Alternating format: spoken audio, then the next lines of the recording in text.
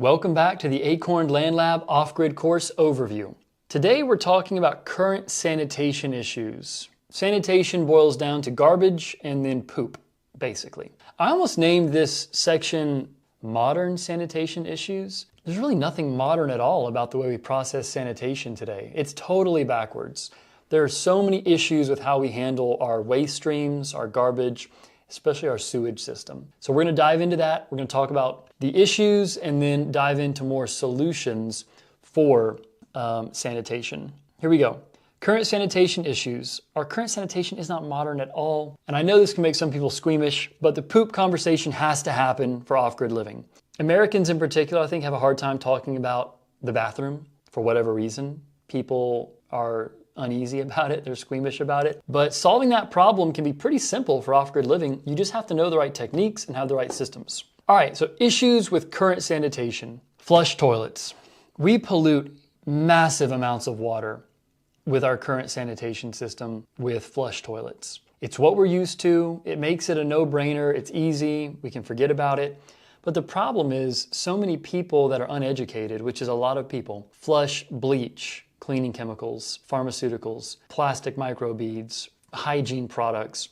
So much toxic gick and junk gets flushed down our sewage system, which costs taxpayers a whole bunch of money to process at the sewage plants. It breaks the nutrient cycle. Like it or not, our poop is full of nutrients. That should be going back to soil and forests and other plant-based areas. But we flush it down the sewage system, and the sewage system costs a fortune to build and then maintain. The problem here in the US is we're not maintaining our current sewage systems. Infrastructure is brittle, it's breaking. On the South River, not far from us, there are sewage overflows from DeKalb County all the time. When there's a heavy rain, their infrastructure is so old and broken, they just release thousands, tens of thousands of gallons of raw sewage into the river. This happens all over the US. Towns and cities have broken systems and they have irresponsible leadership, and the systems continue to break and overflow into public waterways. Water-based sewer systems are very expensive. They waste a ton of water, and we're simply not taking care of them properly. When you flush your number ones and number twos into a sewage system with all that water, what happens is your poop actually acts as a sponge. It's going to soak up toxins, heavy metals, contaminants, salts, and concentrate all that junk. When you concentrate all those toxins, what the sewage plant is processing is toxic by that time. And they do actually take that bio waste, and sometimes farmers will take that after it's treated and spread it on fields.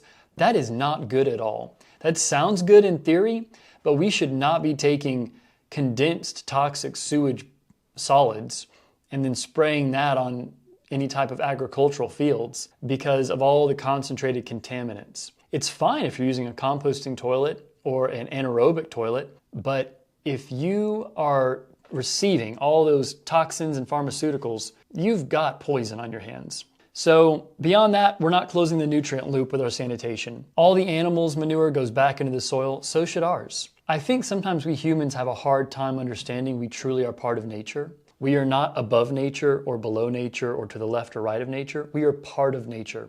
We are a critical part of the ecosystem, but we fail to perform our accurate function. So just like the animals' manure goes back to the soil, so should ours. But it has to be done properly to avoid disease or any other type of issues.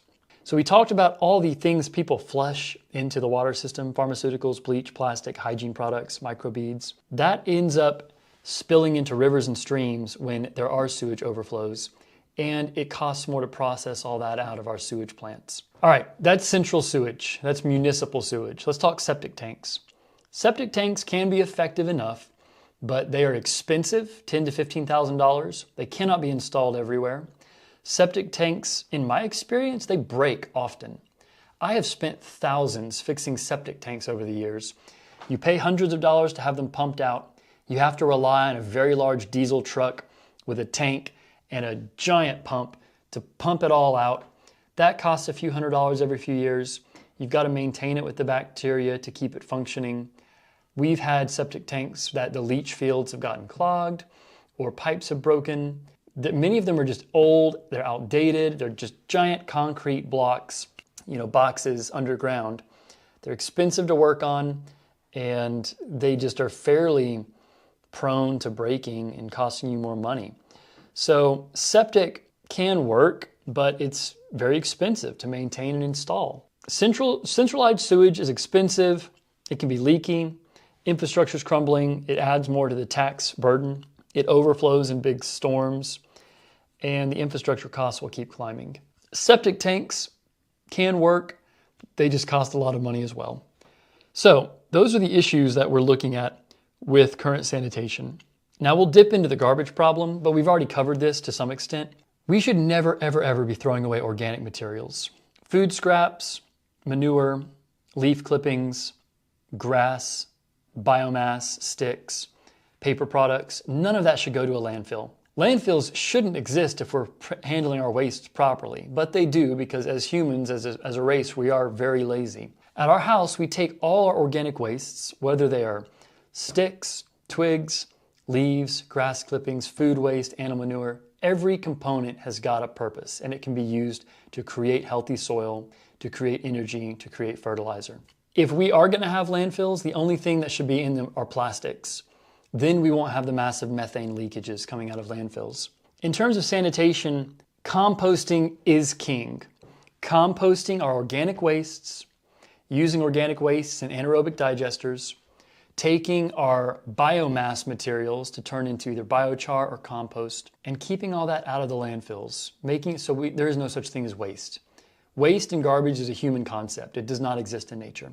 All right, so we've covered the current sanitation issues primarily around centralized sewage and then septic tanks. Landfills can be mostly addressed by composting and cutting down on single-use packaging. If all of our packaging can be made out of paper and wax, it can be turned into biochar or composted. More companies are doing this. More people are supporting these companies. We have started looking for detergents, deodorants, all of our household products that are not shipped in jugs. When you buy a jug of laundry detergent, most of it's water. You're paying for mostly water. We are buying dry packaged detergent where it's concentrated. It's just basically little squares of detergent, and it comes in a paper box that we can compost. Same with our deodorants and other personal hygiene products. These companies exist. You can purchase these products that don't come in the plastic jugs. At the store, we try to stock up on big bags of grain and rice. We buy meat in bulk locally, so we're not buying all the plastic wrap stuff. It's very difficult because the grocery stores don't really give us too many options, but we've got to start moving the needle so we don't have items that we are throwing away. All right, that's it on current sanitation issues. Your next steps are thinking about, would you use a composting toilet? Have you ever used a composting toilet? Would you use a methane digester toilet? Would you consider using a methane digester toilet? We'll talk about more of those in the videos to come.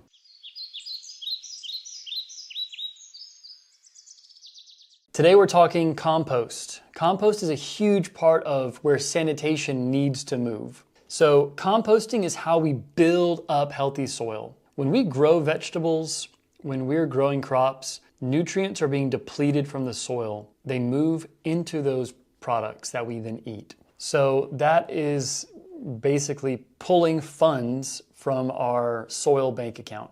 We need to restore those funds, and composting is the way that that happens. Composting is simply decomposition by microbes. We have nitrogen, we have carbon. Those are mixed in to grass clippings, leaves, food waste, coffee grounds, paper towels, biochar. And there's so many other minerals, chemicals, microbes. There's an explosion of life happening that we want to encourage, facilitate, and manage. Synthetic fertilizers, NPK, nitrogen, potassium, and phosphorus, those are so reductionist. They burn out the soil, they destroy microbes and microbial activity in mycelium, and they eventually lead to dead dirt.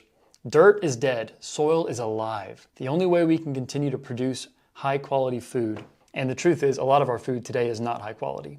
The only way we can produce high quality food in the garden is by building up layer after layer after layer of high quality black compost. Here at the Acorn Land Lab, we started with red clay. It was hard, it was compacted. We currently have a no-till garden. We simply use broad forks to aerate. The clay was so hard we did have to till initially because no air could get into that soil.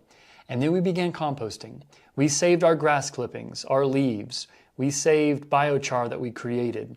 We saved food waste, and we mixed these into big piles, shredded paper, cardboard. We keep the piles wet. We build them up.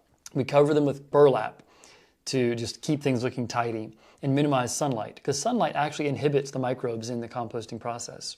We have added inches and inches and inches of black, rich soil to that garden. We have been contributing to that fertility bank.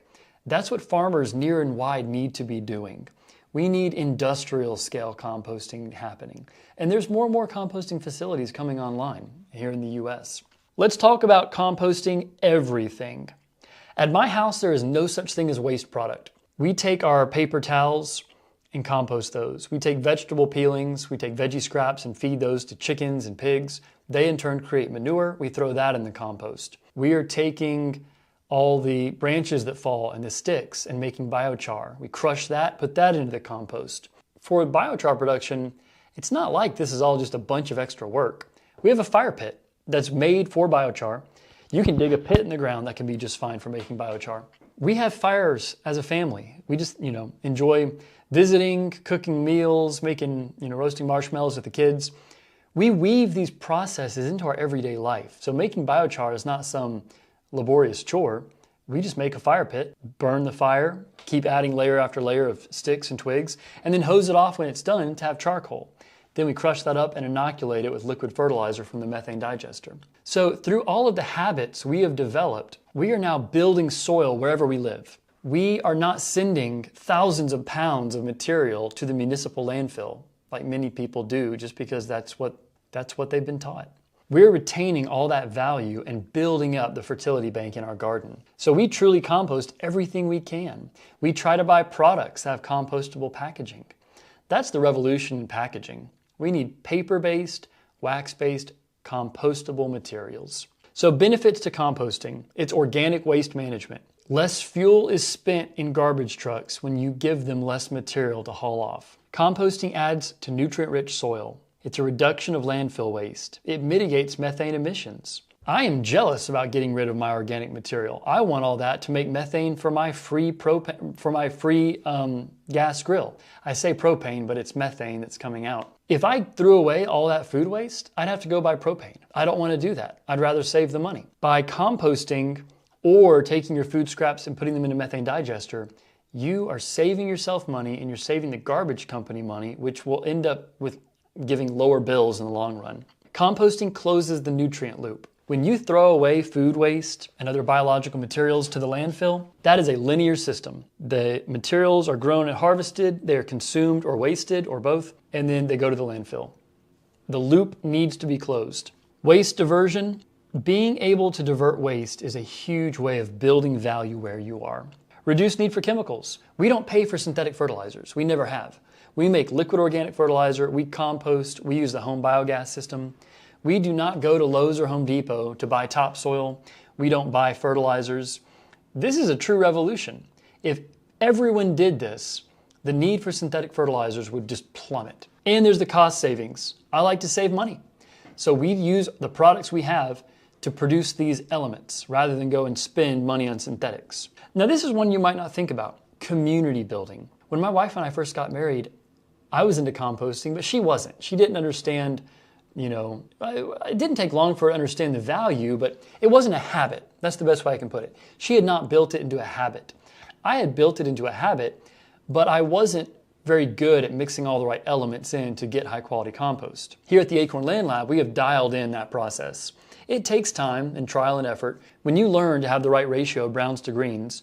So browns being leaves, shredded cardboard, biochar, carbon.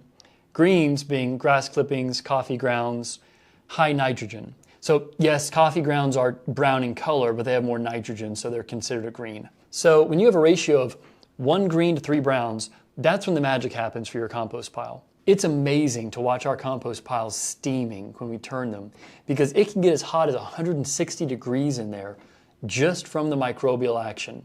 It's not sunlight that heats up the compost like that. Composting is a cornerstone of us building fertility in our garden. This year, we're on track to harvest about 2,500 pounds of produce from that little 4,000 square foot garden space, which is on a 1/4 acre lot. You need way less land than you think to grow a ton of food, and we've literally grown a ton of food out there this summer.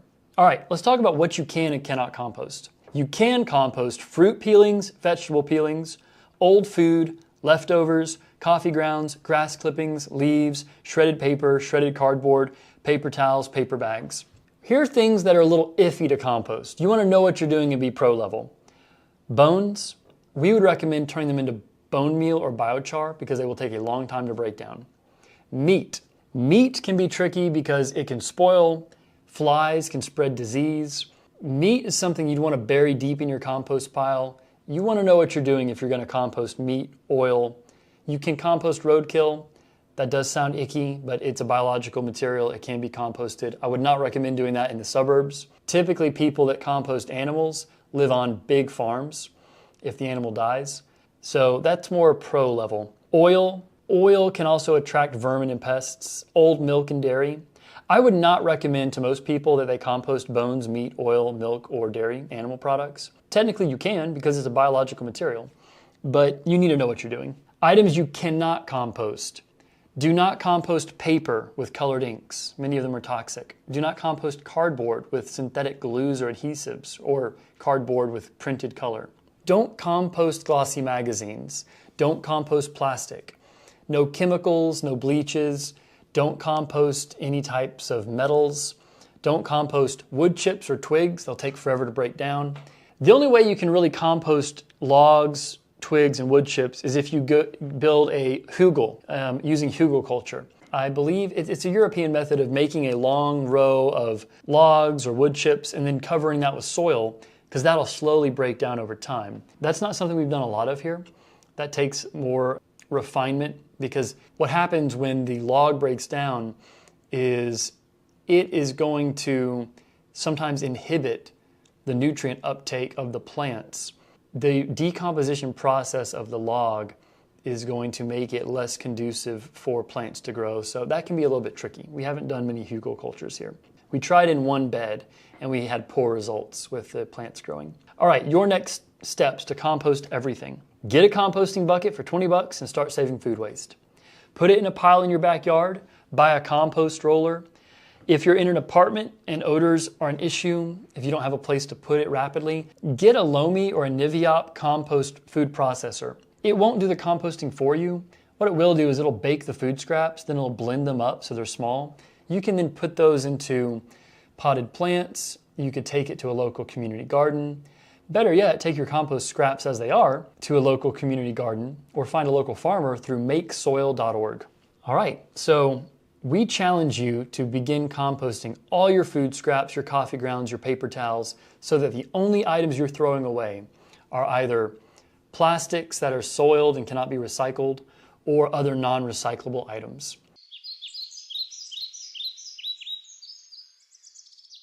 Today we're talking sanitation once again, but we're diving into toilets in detail. We're going to be talking about toilet solutions for off-grid living, for sustainable living. We're talking about dry toilets that are composting, so dry composting toilets. We're talking about separating composting toilets.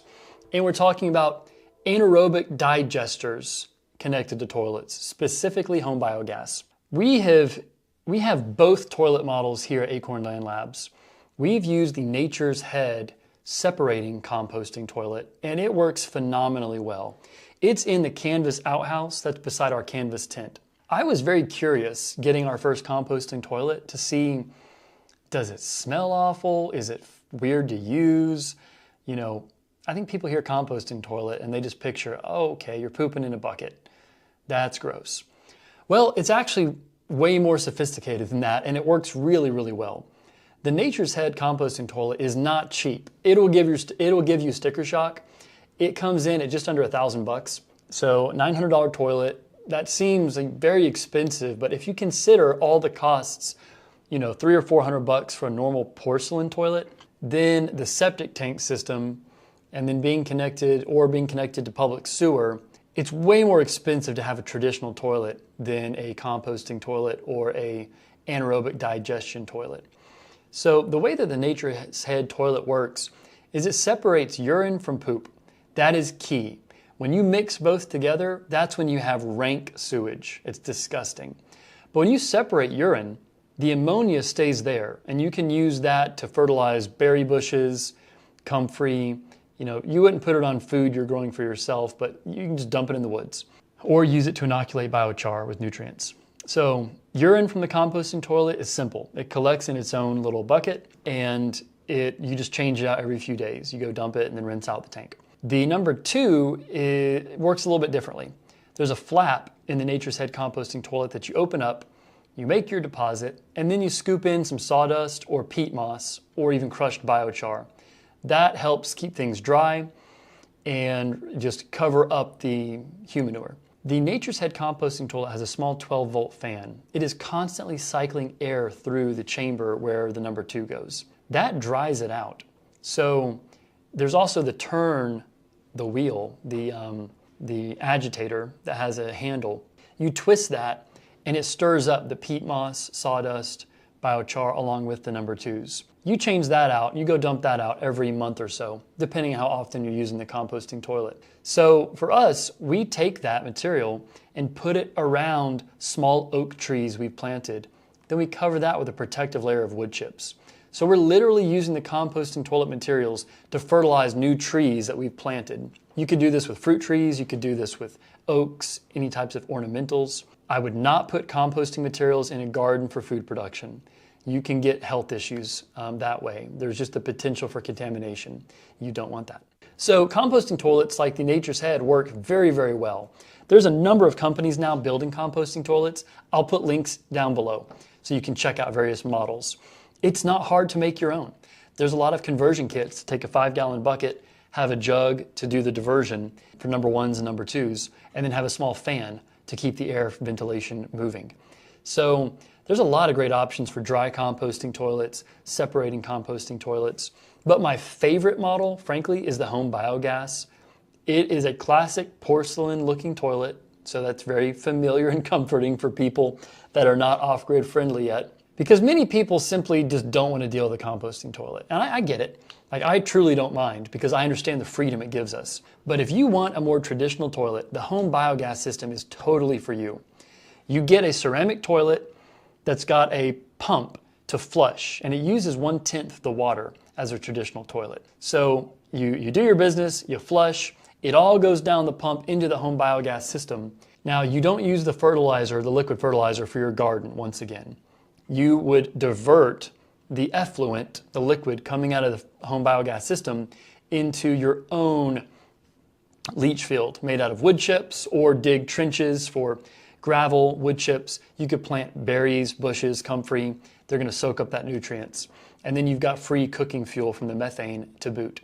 So we really like that system because it's so elegant and simple. But both systems work. Dry composting toilets and anaerobic toilets. There are a few other models that we are really not as keen on. You can always make a pit latrine where you move the outhouse and dig a pit. I don't like that simply because it can really get funky, and it's what pioneers did back in the day, but composting toilets and anaerobic toilets, for me personally, are just way more elegant, and you can utilize the resources better. One of the other off-grid options, which I'm not a massive fan of either, are incinerator toilets. They're very expensive, and you need a lot of energy to power them. They do exactly what the name implies. They incinerate your poop basically into ash. They just obliterate it. So for some people that truly don't want to see or deal with number 2s, you could use an incinerator toilet. I don't know how sustainable it is really, energy-wise or financially, but it is an option. So by using composting toilets or anaerobic digestion toilets, you're closing the nutrient loop. Rather than sending your waste miles away using a ton of energy to a sewage plant, rather than paying a fortune for a septic tank, you are able to take those human wastes, get them back onto your property, fertilizing trees, fertilizing, a bamboo patch, a comfrey patch. Once again, I'm going to remind you, don't apply human compost waste or liquid fertilizer from a toilet setup directly to your garden. you could have a pathogen contamination that way. So that's the down and dirty on dry composting toilets and then methane digestion toilets. Your next steps. What solutions would you use? Which one do you feel more comfortable with? Nature's Head compost toilet's about $1,000. The home biogas toilet system's about $1,500. Fairly comparable in price. Both great solutions for different reasons. Price the options, determine what would be a good fit for you. Watch a few videos, learn what works well. And if you're into it, make your own DIY composting toilet. We'll have tutorials down below.